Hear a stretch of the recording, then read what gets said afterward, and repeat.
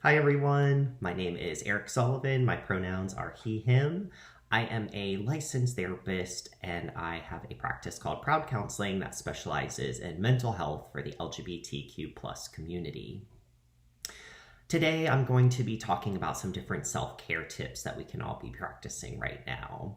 There is a handout called 10 self-care tips that corresponds with this talk today, and that will be posted on all of the Proud Counseling social media accounts as well as on our website, proudcounseling.com. So if you want to check that out, you can kind of follow along. I'm going to break down each one of these 10 tips, and at the end, I'm going to give you an actionable step that you can take right now towards working on that tip.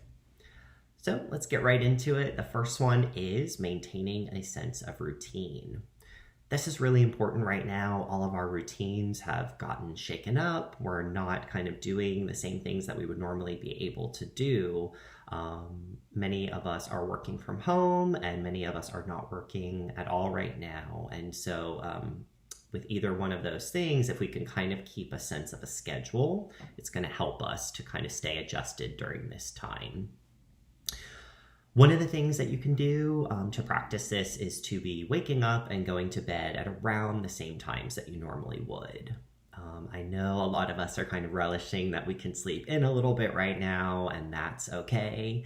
But we want to be keeping some kind of sense of that normal schedule that we would typically have.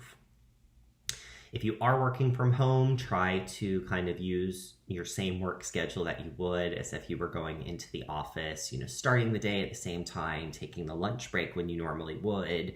And it's also really important to end the day when you typically would.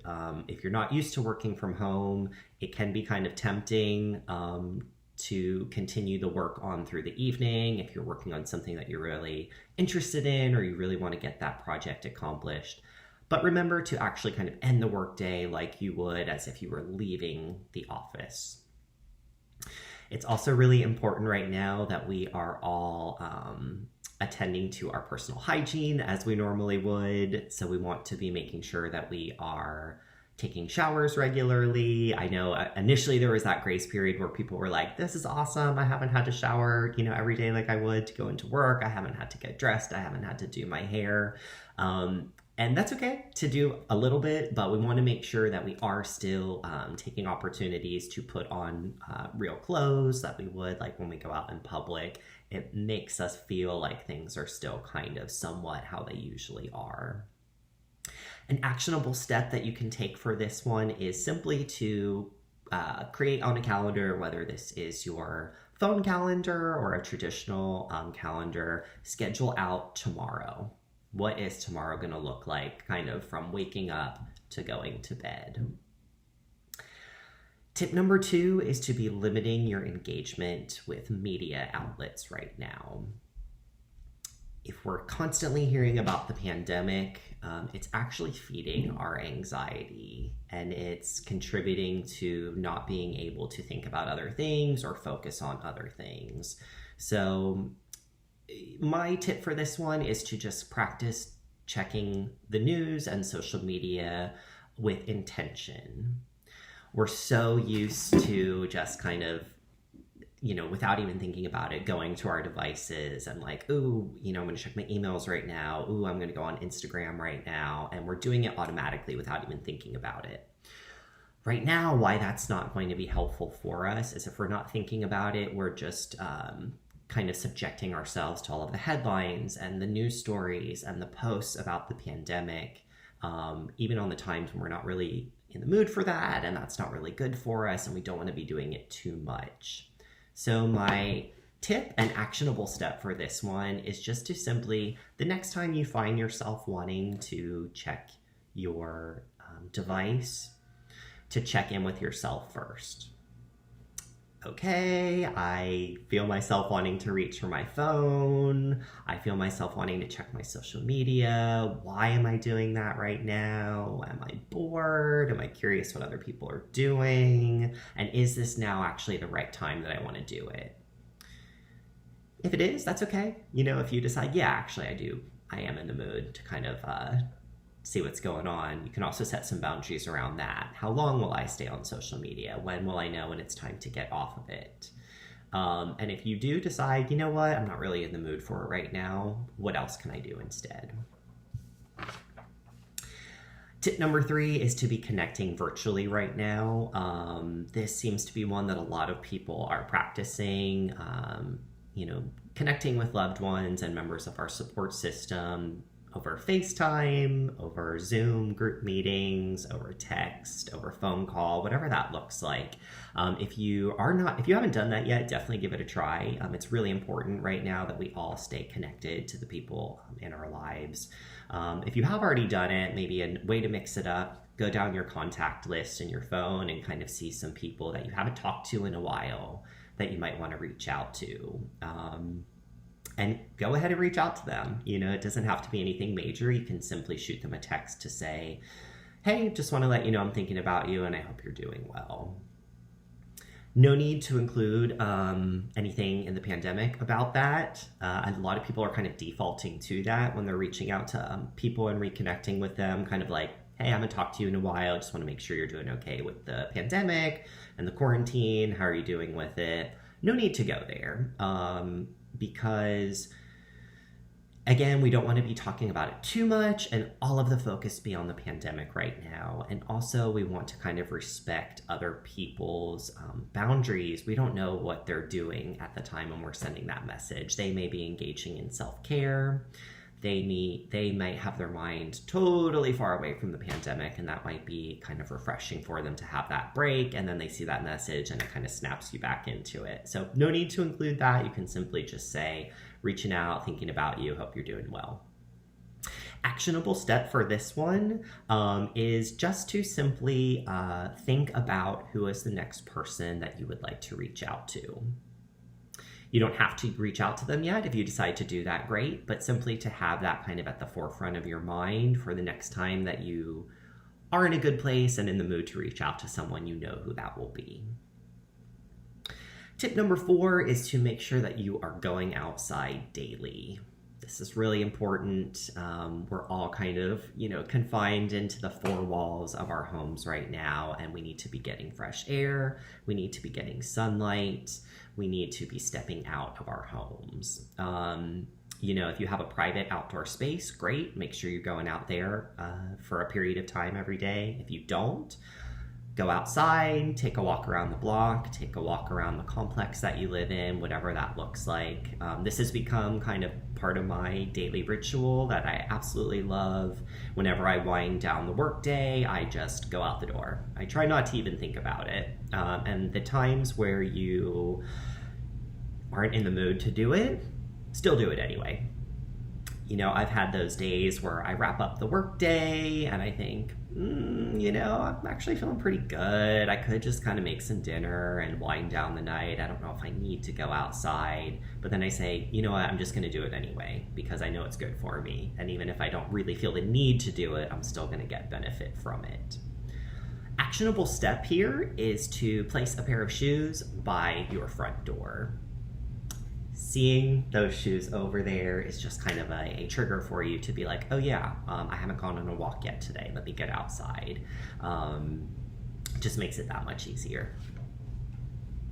Tip number 5 is to be journaling. Journaling is certainly a kind of go-to mental health recommendation anyway. It's really good for us to have a way to get our thoughts and feelings out, to process what's going on, to be able to have that kind of release. Emotional awareness is also a way that helps regulate our mood. So if we are regularly checking in with ourselves to say, like, how am I feeling right now? What's causing these feelings?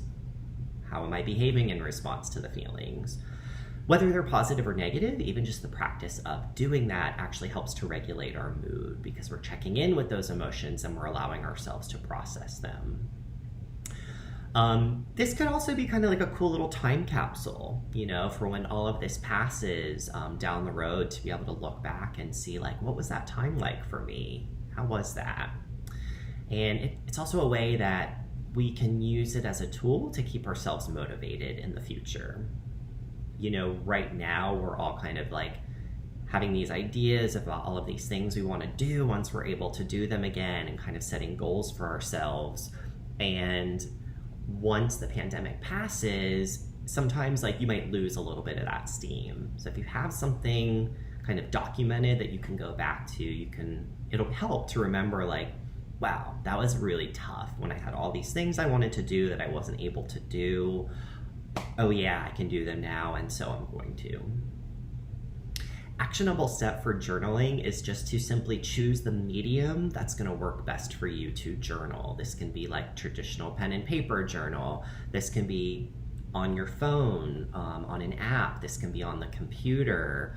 It can be whatever you want it to be, whatever's going to work best. All you need to do is figure out what that would be, and then set that out in a place where you're likely to see it and think like, okay, there's that journal, or there's my computer. I was going to do that for journaling. I'm going to try that today.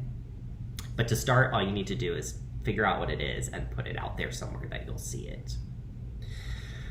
Tip number 6, at-home exercise. This is super important. Physical exercise is really, really important for our mood and for our mental health, regardless of anything that's going on right now. It's just important generally. It's especially important right now. To quote Elle Woods, exercise gives you endorphins. Endorphins make you happy. Happy people just don't kill their husbands. They just don't. So, no need to make this overly complicated. It's very easy to jump on YouTube and Google, or YouTube or Google, and type in at-home exercises. You can do cardio, you can do stretching, you can do yoga, whatever works best for you. Try out some different things. Just make sure that you're doing it. An actionable step here is to simply set a reminder on your phone to put on workout clothes. If you change your outfit and you put on clothes that you would work out in, you're making it that much more likely that you will then do that at some point that day, maybe even right when you get dressed. Little caveat here, a lot of us, our workout clothes double as lounge clothes. So if you're kind of lounging around the house one day on a day off, or a time of the day that you have off, and then you decide you want to try out this tip, put on a different pair of workout clothes. It kind of mixes it up. It shifts that mindset. It's no longer like, these are the clothes that I was like laying on the couch and watching Netflix in. It's like, okay, fresh workout outfit. Now I'm going to give this a go. Tip number 7 is to do some positive self-talk. One of the ways that you can do this is what we call in the world of therapy a grounding statement, which is just a short, succinct kind of mantra for yourself that reminds you that right here, right now, everything's okay. When we're having anxiety, we are doing one of two things. We're either thinking back on the past about things that have already happened, or we're tripping out about the future, about what could happen, the what ifs. When we're doing that, if we pull ourselves back into the present moment, we can remember that that stuff doesn't matter. What matters is right here, right now.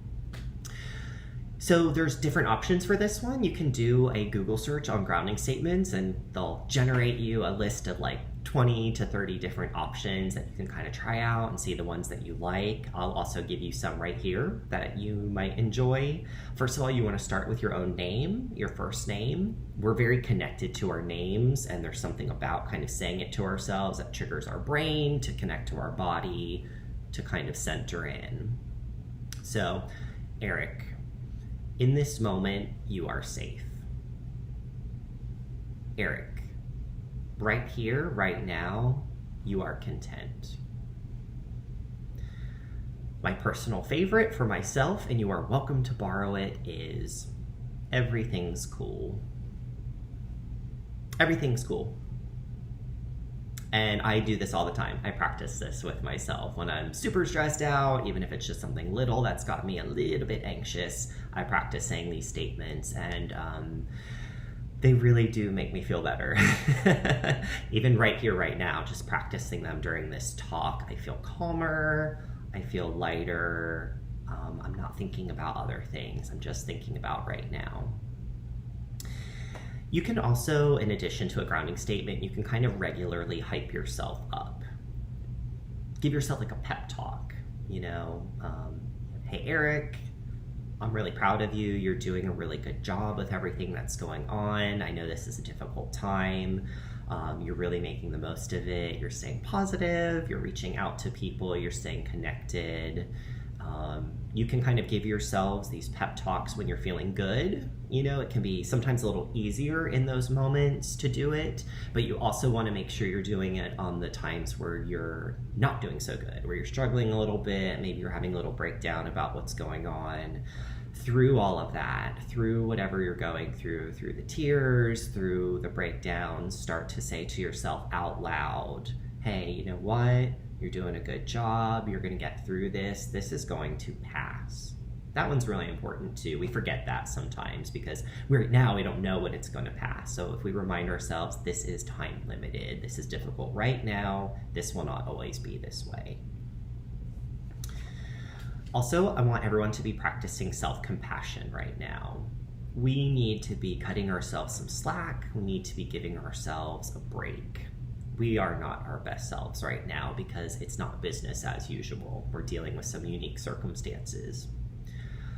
So one of the ways that you can practice this is by adding on to statements the phrase, and that's okay. Especially when you're beating yourself up. If you're giving yourself a hard time about the things you're doing or the things that you're not doing, you want to add that phrase on. You might be doing that right now. As I'm going through these kind of different ways we can be practicing self-care, you might be kind of saying to yourself, like, oh man, physical exercise, I haven't done that yet. Yikes. Rather than go to all the other places where that statement could continue.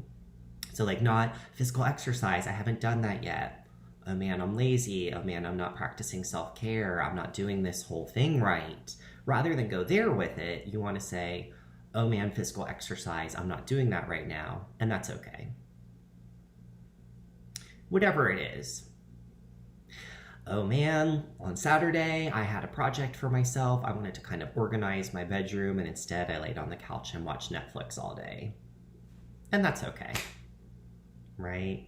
We want to be kind to ourselves right now and kind of practice that self-compassion.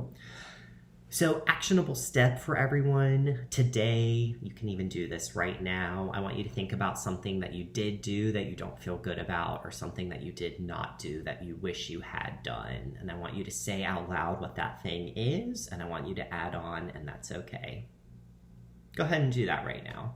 Think about that and practice saying that.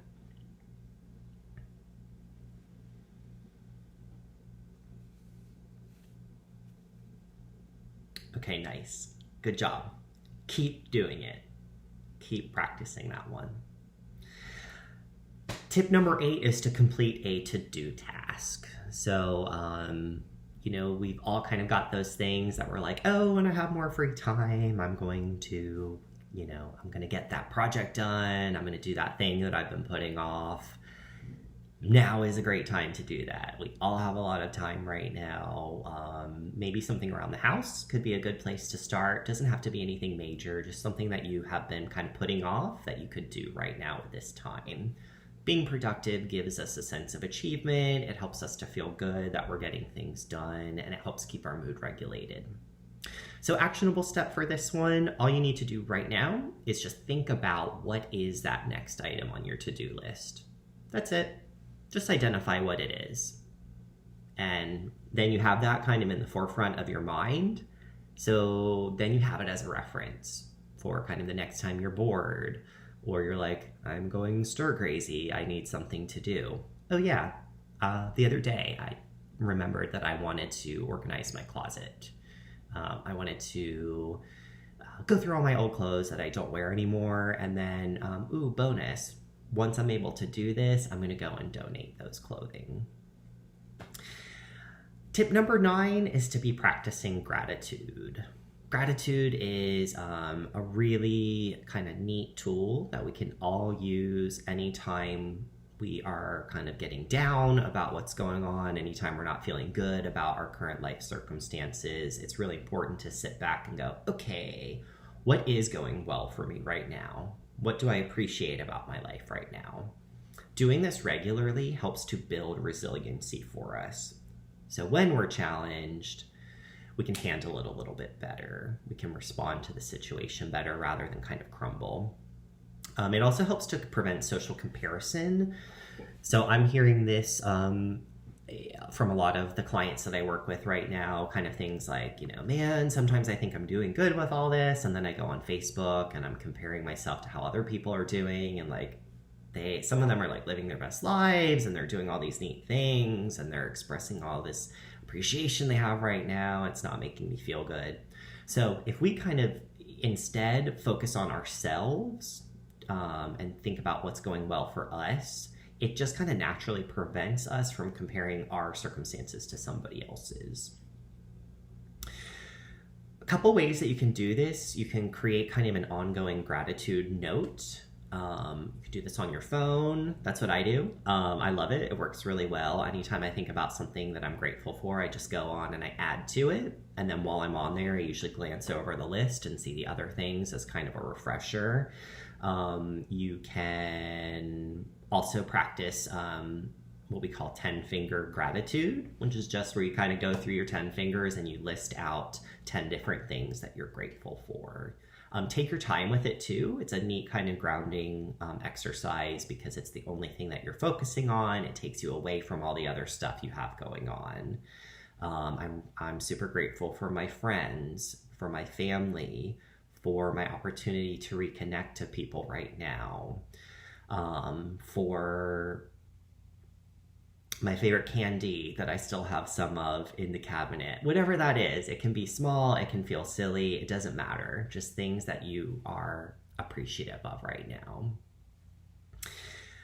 Your actionable step here is just to simply either write on a piece of paper or on a note in your phone, things I'm grateful for. That's it. Just get the list started. If you want to go ahead and jot out a few things, awesome. And then just keep that as a running list. And finally, tip number 10 is to engage in video therapy. I have been doing video therapy for a few years now. I really love it. It's a great way to connect with people and to be able to do mental health counseling. And right now, it's the way that most therapists are kind of working with people is over video. And so whether you've been in therapy before, have never done it before, whatever the circumstances, now is a really great time to try it out and get some support and be able to talk to somebody about what's going on. You're getting a little preview of it right now. So this here is kind of my home office. This is how I see my clients. So this is how I meet with people every day. And bear in mind that to me, I think one of, if not the hardest parts about therapy is just getting started with it. I've had a lot of people that I work with over the years, once they get started with therapy, say like, yeah, I'm just so excited. I've wanted to do this for so long. I've always wondered what it would be like. Something's kind of held me back. Sometimes people even say like, I even have known for a while I want to work with you. I saw like a post you did, or I saw a presentation that you did in the community, and that was like a year ago. And like, man, it took me that long to reach out. And they start to get down on themselves. And I always just say, no, it's totally okay. It's actually pretty normal. It takes a while to start new things. There's taking a risk. What's it going to be like? What's therapy like? What's this therapist going to be like? There's a lot of things that kind of make it harder. So to that point, your actionable step for this one, there is a website called Psychology Today. This is a directory to find a therapist. It's the number one way that people get connected to a therapist. Check out that website and do a search. You can look for therapists in your area. You can specify kind of different issues that you're working on, different demographics. If you're a member of the LGBTQ plus community, you can designate that on that profile, and it will show you a list of the providers in your area who do that kind of work. Check out their profiles. And all I want you to do for right now is do some of that research and decide, look through the people and see like, I think I might want to work with that person. That way, if and when you decide, you know what, I'm ready, I want to actually try out therapy and see what it's like, you've already done all the legwork. You've got a reference in your mind of who that person is that you want to reach out to. Bonus actionable step if you actually reach out to that person. You contact them and say, hey, I think I want to do therapy. Where do I start? So that is the 10 self-care tips. Thank you all for, participating in this activity, and just remember to be trying some of these things out and make it a part of kind of an active practice in your day and your week right now.